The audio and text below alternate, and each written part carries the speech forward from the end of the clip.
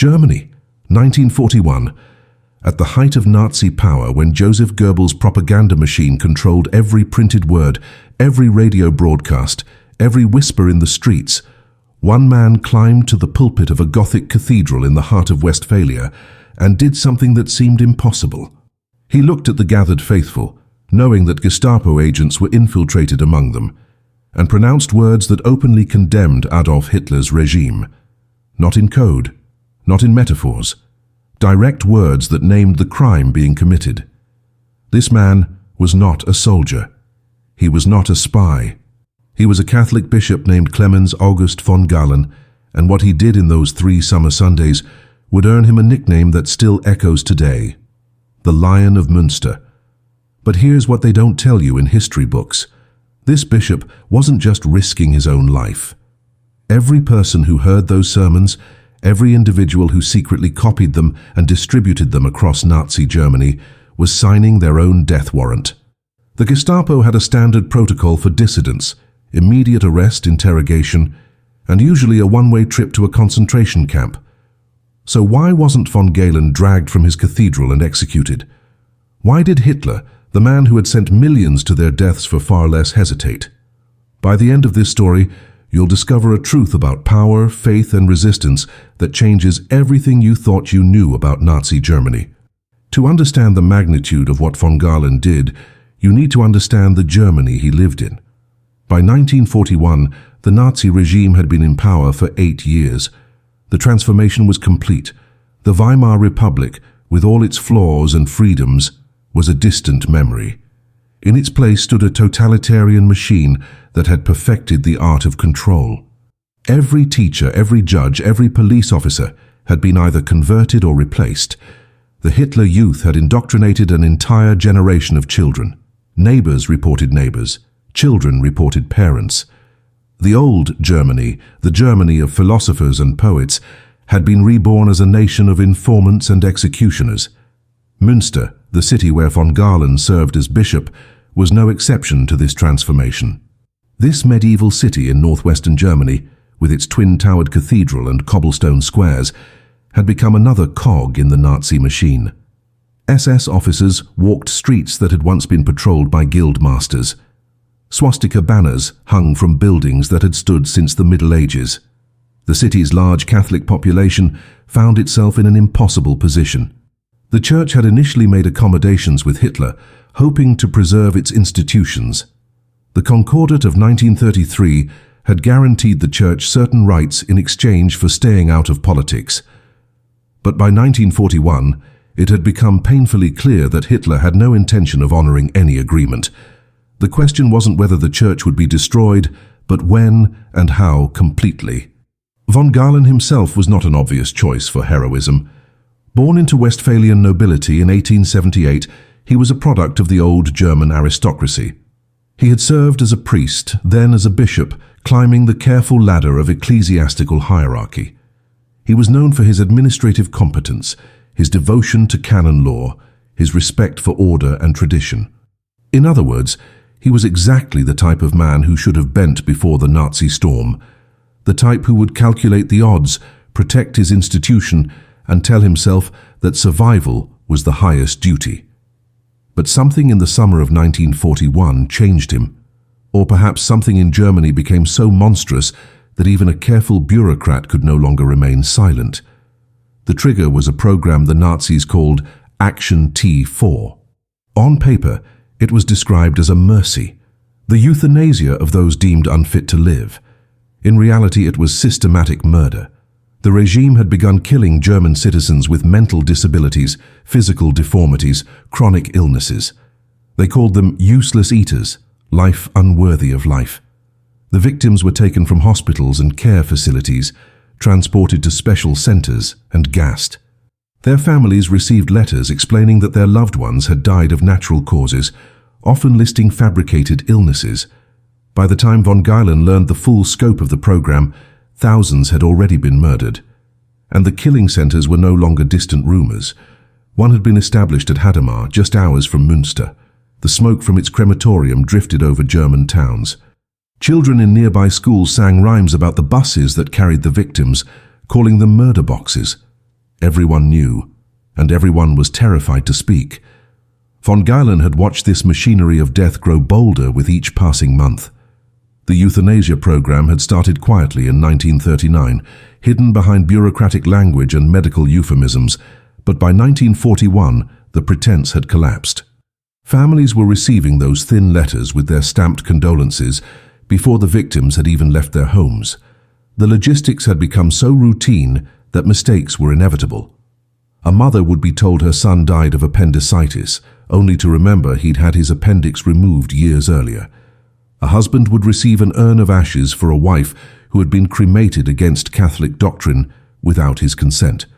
These small cracks in the Nazi facade revealed the horror beneath, and the stories reached von Galen through the confessional, through terrified letters, through whispered conversations in the cathedral's shadows. What made Action T4 particularly insidious was its target selection. The Nazis weren't killing enemies of the state or prisoners of war. They were killing German citizens, Aryans, people whose only crime was being born different or falling ill. The program exposed the core logic of Nazi ideology in its purest form.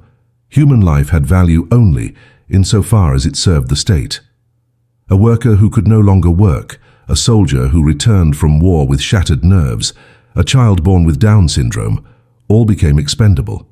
The regime had moved beyond conquering territory or eliminating political opponents. It was now deciding with industrial efficiency who deserved to exist. And if they could do this to the disabled today, von Galen understood, they could do it to anyone tomorrow. The elderly, the chronically ill, perhaps eventually even those whose faith made them inconvenient. The Catholic Church as an institution found itself paralyzed. Pope Pius XII in Rome had chosen a strategy of diplomatic silence, believing that open confrontation would only bring worse persecution. German bishops met in conference and drafted careful letters to Nazi officials, requesting clarification, appealing to legal precedent, hoping that reason might somehow penetrate the regime. These letters were filed away and ignored. Meanwhile, the death buses kept running. The crematorium chimneys kept smoking. Von Galen attended these bishops' meetings and watched the careful diplomatic dance with growing frustration. He was 63 years old. He had spent his entire adult life in an institution that prized patience, hierarchy, and obedience to proper channels. But proper channels had led nowhere. The letters had changed nothing. The meetings had accomplished nothing. Every day of silence was another day of murder. In late July of 1941, von Galen made his decision. He would preach. Not a careful homily filled with veiled references that might be interpreted multiple ways. Not a theological meditation that avoided contemporary issues. He would stand in his cathedral and name the crime being committed. He would cite specific laws being broken, specific institutions involved, specific victims being murdered. He would do this knowing that Gestapo informants sat in his pews every Sunday. He would do this knowing that the penalty for such defiance was death. He spent days preparing his sermon, writing and rewriting, consulting canon law and German civil law, building an argument that was both morally unassailable and legally precise. He wasn't just going to condemn the euthanasia program, he was going to prove it was murder under German law itself. On Sunday, July 13th, St. Lambert's Cathedral in Münster was packed beyond capacity. Word had spread somehow, through that mysterious network of whispers that still functioned in Nazi Germany, that Bishop von Galen was going to say something important. Parishioners who rarely attended Mass appeared. People stood in the aisles, crowded near the doors, and scattered among them taking notes were the men in dark coats. The Gestapo had come to hear what the bishop had to say.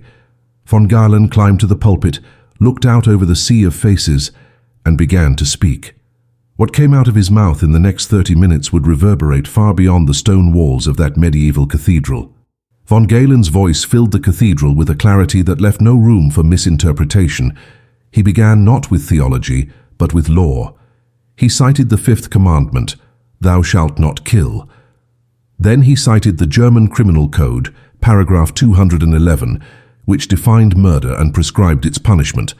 He explained in language any listener could understand that these two authorities, divine and civil, were in complete agreement.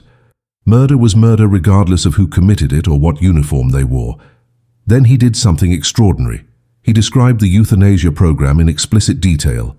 He named the facilities. He described the selection process. He explained how patients were being taken from institutions, transported to killing centers and gassed. He read from letters families had received, those thin pieces of paper with their bureaucratic lies about natural deaths and sudden illnesses. The congregation sat in absolute silence. This wasn't the usual rhythm of a Catholic Mass, the predictable flow of ritual and response. This was something unprecedented.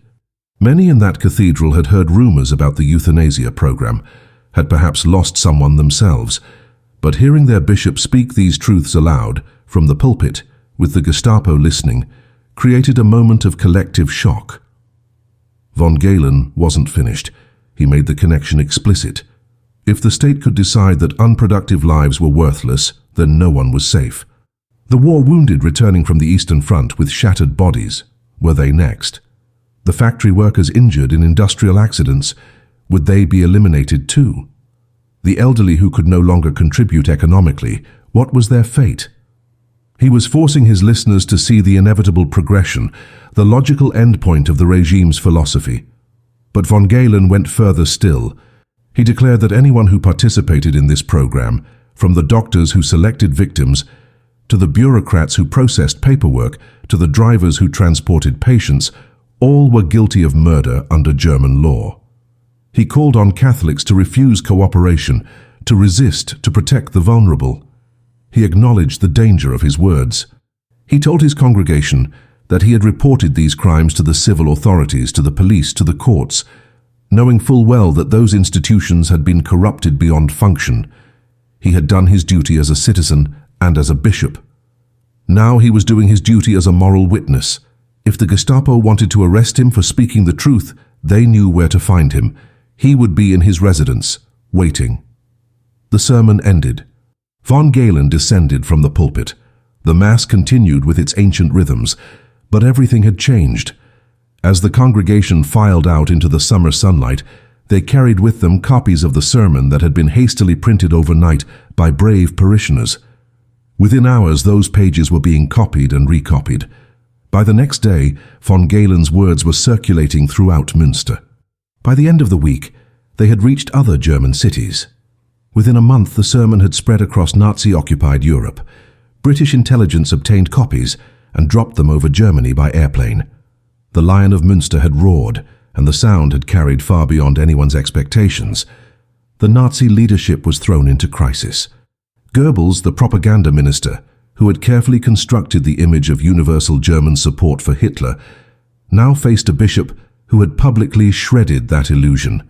The Gauleiter of Münster, the local Nazi party chief, demanded von Galen's immediate arrest and execution. The Gestapo prepared its files. But then something unexpected happened. Hitler hesitated. The man who had ordered the extermination of entire populations, who had watched the conquest of Europe with cold calculation, found himself uncertain about what to do with one elderly bishop in a medieval cathedral.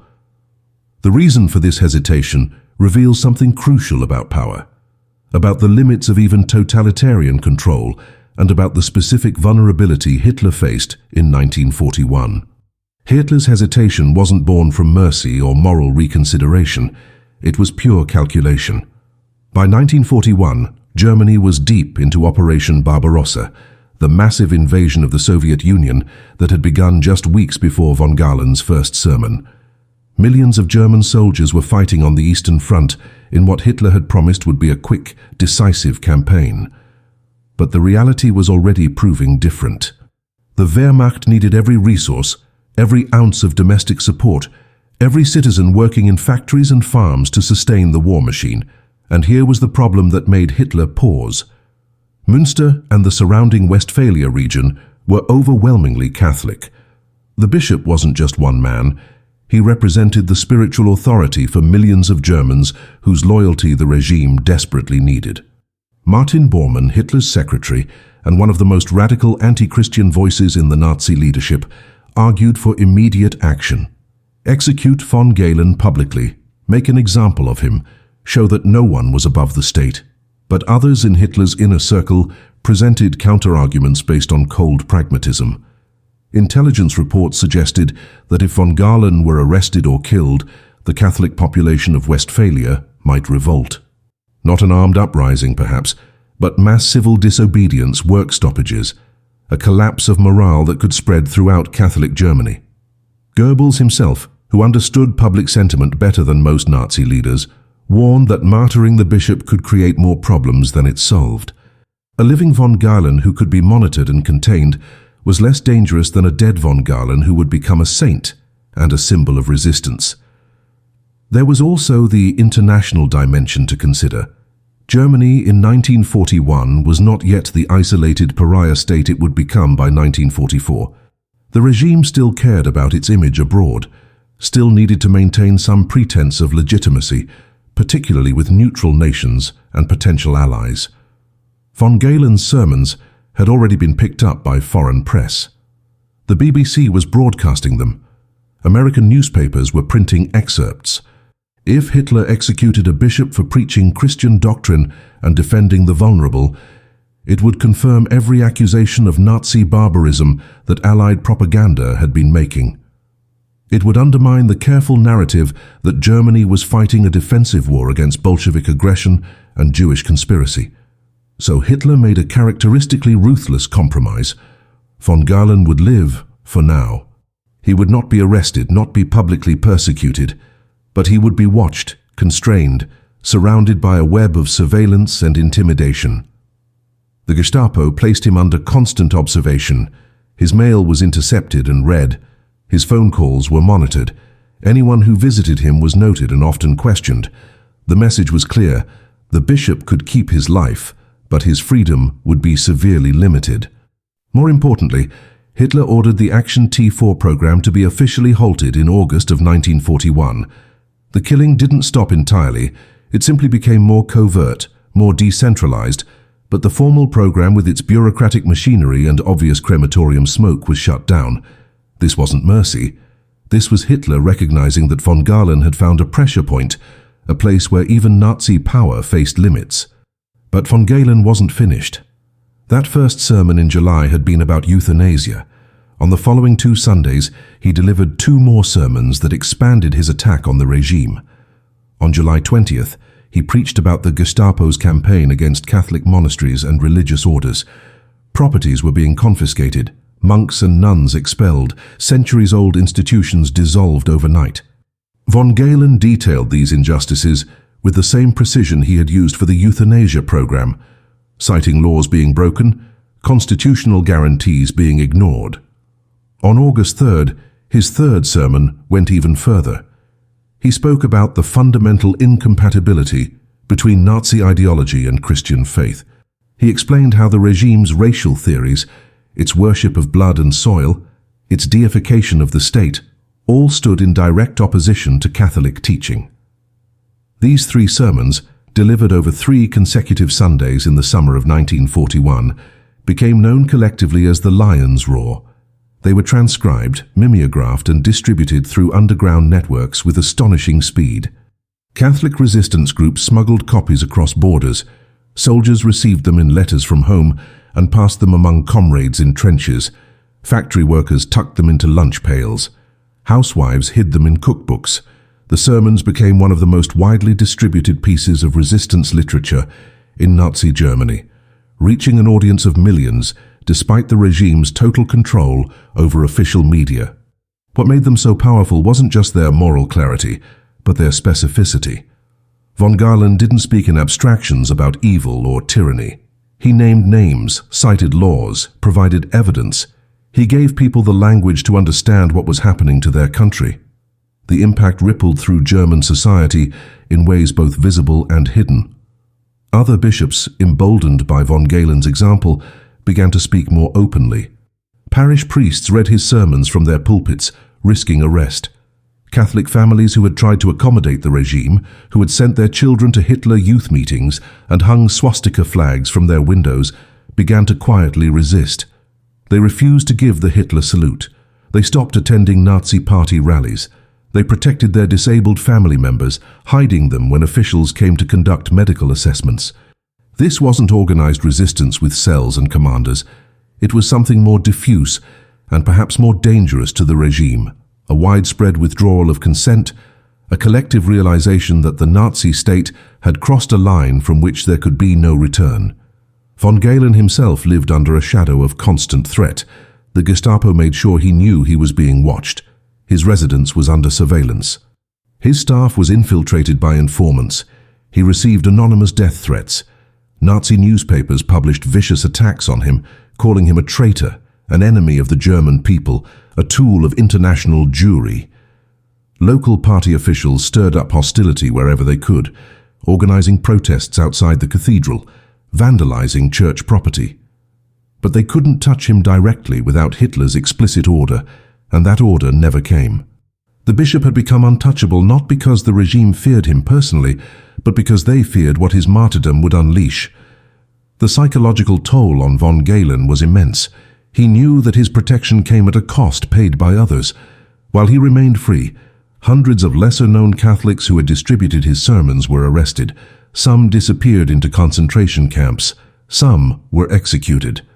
Every copy of his words that circulated was a potential death sentence for whoever carried it.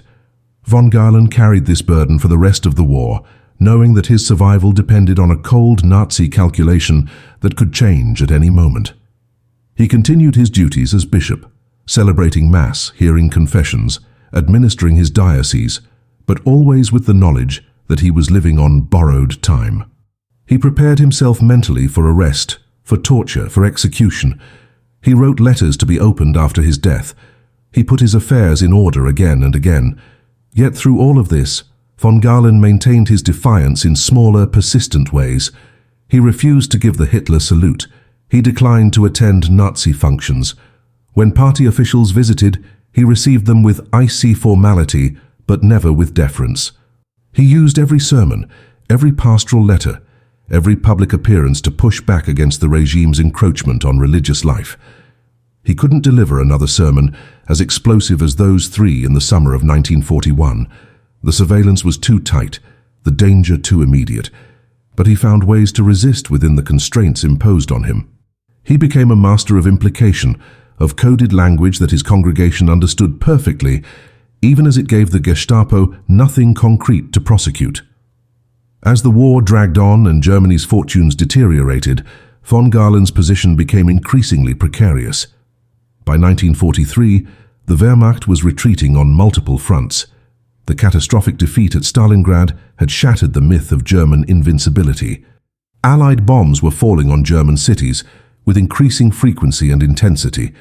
The Nazi leadership, desperate and paranoid, began settling old scores and eliminating anyone they perceived as disloyal.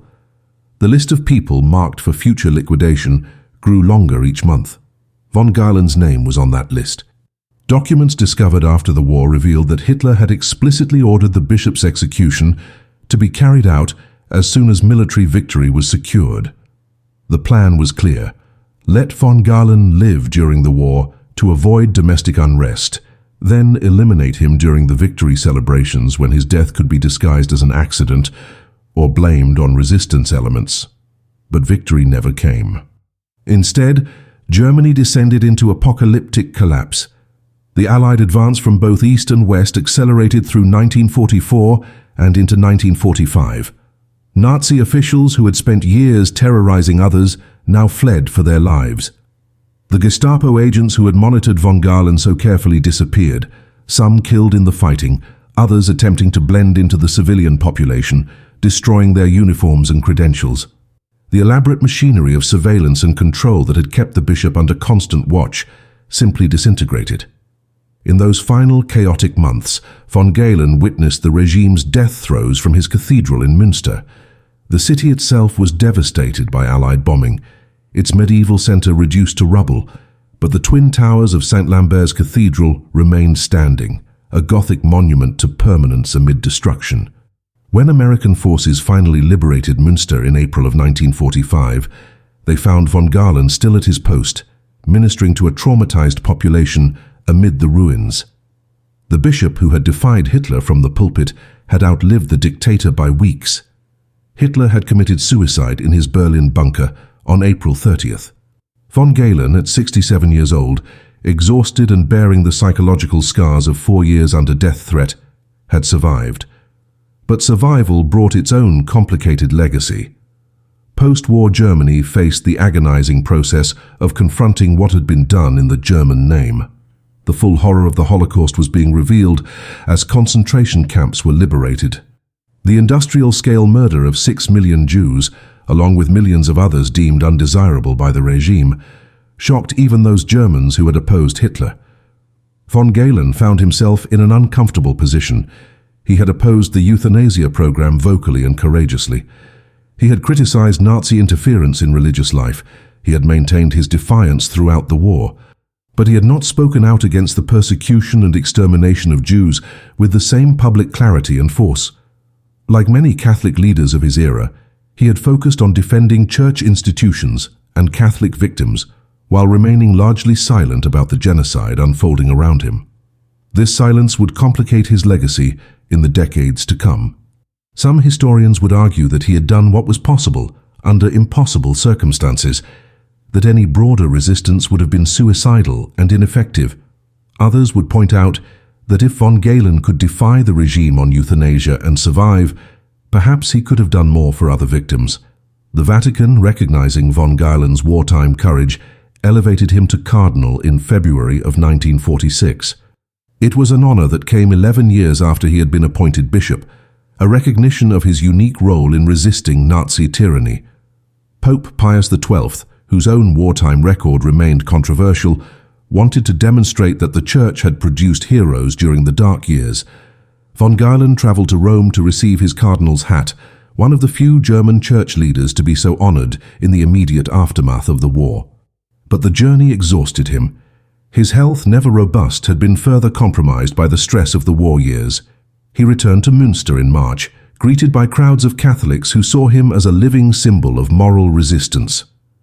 Von Galen died on March 22, 1946, less than 3 weeks after returning from Rome. The official cause was a sudden illness, likely appendicitis that led to peritonitis, though some suspected the years of stress and deprivation had simply taken their toll on his aging body. His death at 67 came just as Germany was beginning to process the magnitude of its national catastrophe. The funeral in Münster drew thousands despite the city's devastation and the continued hardships of the immediate post-war period. People walked for miles through rubble-strewn streets to pay their respects.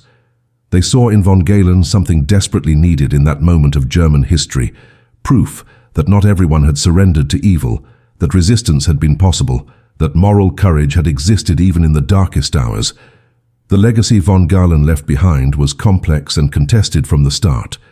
To many Catholics, he was unambiguously a hero, a bishop who had risked everything to defend Christian principles against totalitarian barbarism. His 3 sermons from the summer of 1941 became legendary within the Church, taught as examples of prophetic witness and moral courage. The fact that he had forced Hitler to back down, even partially on the euthanasia program, made him unique among Nazi-era resistors. Most resistance figures were remembered for their sacrifice rather than their success. Von Galen had achieved both. He had spoken truth to power and lived to see that power destroyed. When the Catholic Church began the long process of examining candidates for sainthood from the Nazi era, von Galen's name appeared prominently. But as historical research deepened and moral reckonings evolved, his legacy became more nuanced. The question that haunted his memory was the one that haunted the entire German Church. What about the Jews? Von Galen had spoken powerfully against the murder of disabled Germans. He had defended Catholic institutions and religious freedom, but his sermons contained no comparable denunciation of the Holocaust. As a bishop in Nazi Germany, he would have known about the persecution of Jews. The Nuremberg laws had been public since 1935. The Kristallnacht pogrom of 1938 had been visible to anyone with eyes. By 1941, when von Galen delivered his famous sermons, deportations of German Jews to the east were underway. The genocide, while hidden behind euphemisms and conducted in occupied territories, was not entirely unknown. Critics pointed out that if von Galen had the courage to denounce euthanasia, knowing the risks, He could have denounced the persecution of Jews as well. His defenders responded that the two situations were different. The euthanasia program targeted Catholics and other Germans, giving the bishop direct standing to intervene. Jewish persecution was framed by the Nazis as a racial and political matter outside the Church's jurisdiction. Moreover, they argued, any public defense of Jews would have been instantly fatal, not just to von Galen, but to the entire Catholic institutional structure in Germany. The regime had shown repeatedly that the Jewish question was the one issue on which it would tolerate absolutely no opposition. Von Galen had found the one crack in Nazi armor, the one issue where public pressure could work, and he had exploited it brilliantly. Asking him to have done more was asking him to have been superhuman. The debate over von Galen's legacy intensified in the decades after the war, as Germany struggled with its collective guilt and the Catholic Church faced its own reckoning with its wartime role. Historians examined his private correspondence, his pastoral letters, his interactions with Nazi officials, looking for evidence of his attitudes toward Jews and other victims of Nazi persecution. What they found was neither heroic nor villainous, but human. A conservative Catholic aristocrat who opposed Nazi paganism and brutality on Christian grounds, but who shared some of the era's casual anti-Semitic assumptions and who prioritized protecting his own flock above all else. He had been brave, genuinely brave, but his bravery had limits shaped by his time, his class, and his institutional position. The process to beatify von Galen, the step before sainthood in the Catholic Church, began in earnest in the 1950s, but faced immediate complications. The Church had to weigh his undeniable courage against his silence on other atrocities. Survivors of the Holocaust and their advocates asked pointed questions. Why should a man be elevated to sainthood for protecting some victims while remaining silent about others? Jewish organizations, while acknowledging von Galen's opposition to euthanasia, noted that this selective courage revealed troubling priorities. The debate wasn't about whether von Galen had been brave, everyone agreed he had been, but about whether that bravery was comprehensive enough to merit the Church's highest honor. The beatification process stalled repeatedly, caught between competing visions of what resistance should have looked like. Yet even critics of von Galen acknowledged something crucial about his sermons. They had proven that public resistance was possible. This was not a trivial point. One of the most persistent myths about Nazi Germany was that opposition was impossible, that speaking out meant instant death, that silence was the only path to survival. Von Galen's defiance shattered that myth. He had stood in a public pulpit with Gestapo agents in the pews and condemned regime policies by name. He had survived. The regime had backed down, even if only partially and temporarily. This demonstration that resistance could work, that Nazi power had limits, that calculated courage could achieve results, made von Galen's example powerful for later generations facing authoritarianism. His sermons became case studies in how to resist totalitarian power. Be specific, cite laws, appeal to shared values, force the regime to choose between its ideology and its practical interests. The strategic brilliance of von Galen's approach became clearer in retrospect. He hadn't attacked Hitler personally, which would have been easy to frame as political opposition. He hadn't questioned the war effort, which would have been treasonous. Instead, he had focused on domestic policies that violated both Christian teaching and German law. He had positioned himself not as a revolutionary, but as a conservative defending traditional German values against Nazi innovation. This framing made it much harder for the regime to paint him as an enemy of Germany. He was arguing quite effectively that the Nazis themselves were the revolutionaries, the ones breaking German traditions and laws. This rhetorical strategy, combined with the practical leverage he possessed through Catholic popular support in Westphalia, created a protected space that few other resistors managed to achieve. The question of whether more German bishops could have followed von Galen's example remained one of the most painful counterfactuals of the Nazi era. The Catholic Church in Germany had thousands of bishops and priests, access to pulpits across the nation, and the infrastructure to communicate with millions of faithful.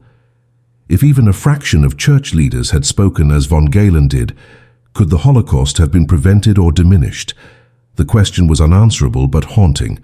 What was clear was that von Galen's isolation made his courage more remarkable, but also more tragic.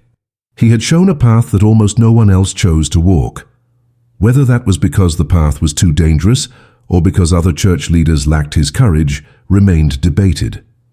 The institutional church's wartime record, characterized by accommodation and silence, stood in stark contrast to this one bishop's public defiance.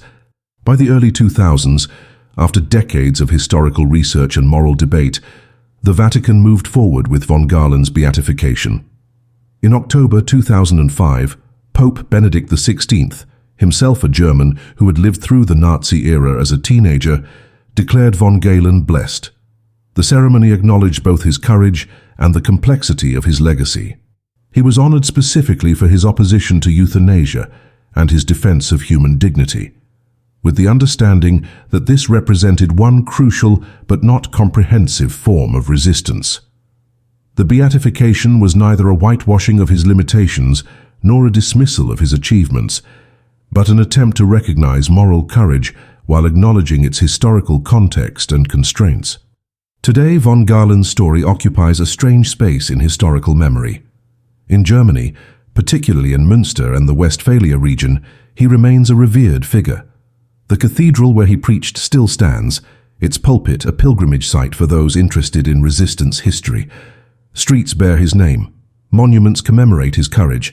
Local schools teach his sermons as examples of moral leadership. But outside Germany, and particularly in the English-speaking world, von Galen remains largely unknown.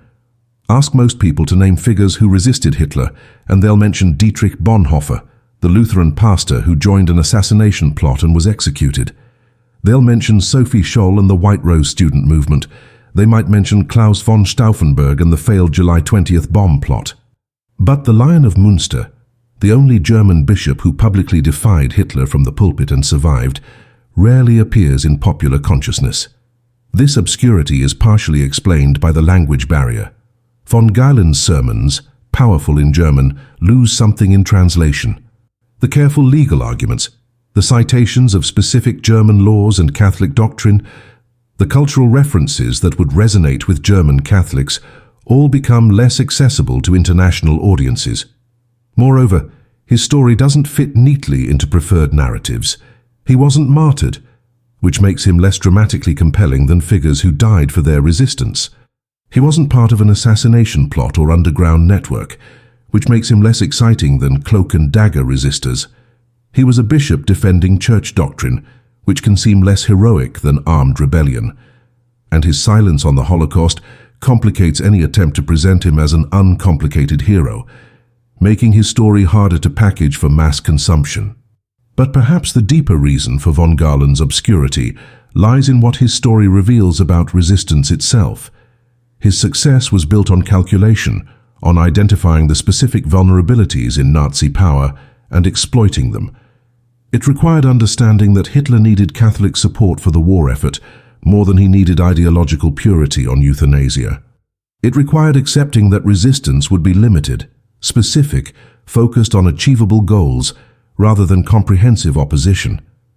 This kind of strategic partial resistance doesn't satisfy our desire for absolute moral clarity. We want our resistance heroes to be pure, to oppose evil completely and without compromise.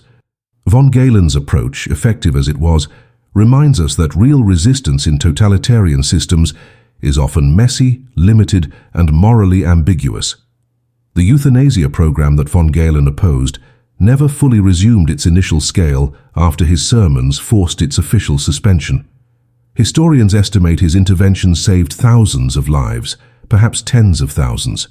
Those are real people who lived because one bishop found the courage to speak. But the Nazi regime continued murdering on an even larger scale through the Holocaust and other genocides. The machinery of death that von Galen helped to slow in one area expanded in others. This tragic irony captures both the power and limits of resistance in totalitarian systems. Individual acts of courage can save lives and preserve dignity, but they cannot by themselves stop a regime committed to industrial-scale murder. The question isn't whether von Galen should have done more, an unanswerable and ultimately ungenerous question, but what we learn from what he did do. What von Galen proved was that even in the heart of Nazi Germany, at the height of totalitarian power, resistance was possible.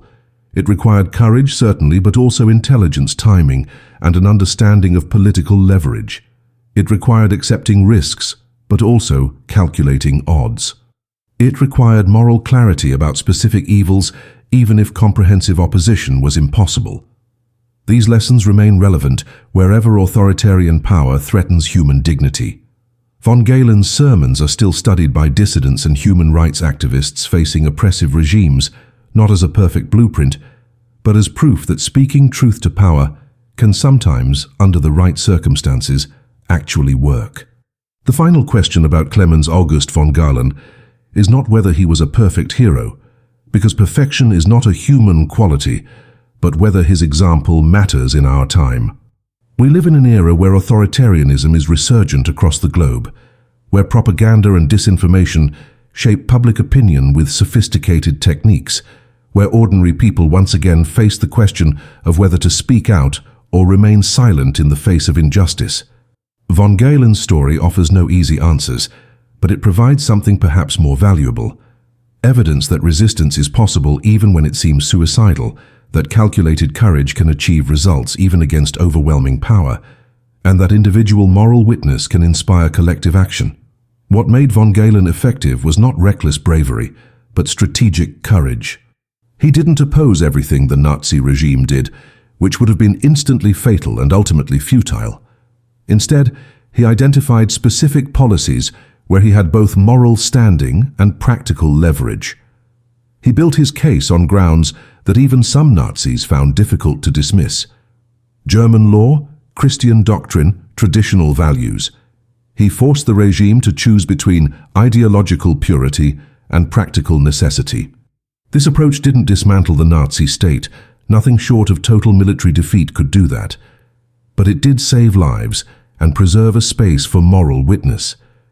The lesson isn't that we should be satisfied with partial resistance, but that partial resistance is infinitely better than total silence and can sometimes achieve more than we expect. The controversy over von Galen's silence regarding the Holocaust will never be fully resolved, nor should it be. Holding historical figures accountable for what they didn't do, while acknowledging what they did do, is essential to honest history. Von Galen deserves credit for his courage on euthanasia and criticism for his silence on genocide. Both things can be true simultaneously. This complexity actually makes his story more useful, not less, because it reflects the moral ambiguities that real people face in real crises. Most of us, confronted with totalitarian evil, would not be perfect resistors. We would have limits shaped by our backgrounds, our fears, our blind spots. Von Galen's example suggests that imperfect resistance is still resistance, that saving some lives still matters, even if you can't save all lives, that speaking some truths is better than speaking no truths. Perhaps the most lasting aspect of von Galen's legacy is the simple fact that his sermons were preserved, copied, distributed, and remembered. In an age when the Nazi regime controlled every newspaper, every radio station, every official means of communication, thousands of ordinary Germans risked their lives to reproduce and share 3 sermons by a Catholic bishop. They tucked them into letters, hid them in books, memorized them, and recited them in whispers. This grassroots information network, this refusal to let inconvenient truths disappear into the memory hole, represented its own form of resistance. Von Galen provided the words, but countless anonymous Germans made sure those words survived and spread. Their courage, less dramatic but equally essential, deserves recognition alongside the bishop's pulpit defiance. The Lion of Münster died 79 years ago, but his roar still echoes in unexpected places. Dissidents facing authoritarian regimes in Asia, Latin America, Africa, and the Middle East have studied his sermons, looking for insights into how to resist effectively. Human rights activists cite his example when arguing that religious leaders should speak out against state violence. Scholars of resistance movements analyze his strategy, trying to understand why it worked when so many other forms of opposition failed. Even his critics, those who wish he had done more, acknowledge that what he did was extraordinary in its context. In a nation where silence was safe and speech was dangerous, he chose speech. In a church hierarchy that prioritized accommodation, he chose confrontation. In a time when most people convinced themselves that nothing could be done, he proved them wrong. So here's what they don't tell you in history books. The story of Nazi Germany is usually told as a story of total domination, of a population completely cowed into submission until Allied armies arrived to liberate them. But that's not quite true. There were cracks in the totalitarian facade, moments when the regime backed down, instances when ordinary courage achieved extraordinary results. Clemens August von Galen found one of those cracks and drove a wedge into it. He wasn't a military hero who killed Nazis. He wasn't a spy who stole secrets. He was a bishop who preached sermons. But those sermons saved lives, inspired resistance, and proved that even in the darkest moments of human history, the human voice speaking moral truth still has power. That's a lesson worth remembering, because history suggests we'll need it again.